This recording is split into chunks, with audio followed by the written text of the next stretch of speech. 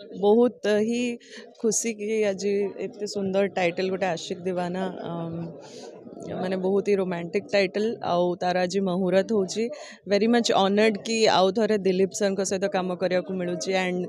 the legendary producer Pramod sir सहित काम करने को मिलूँ एंड पूरा टीम ही बहुत बढ़िया दीपक को एक्टर अच्छा सहित आगु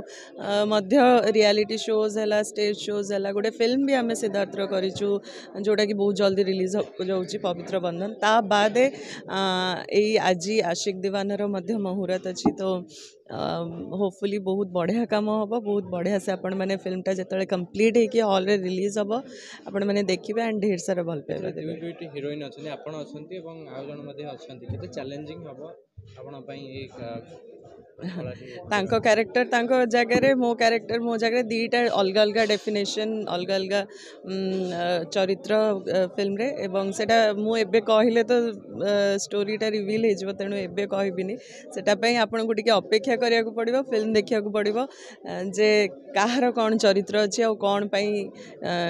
किए कौन चरित्र प्ले कर थैंक यू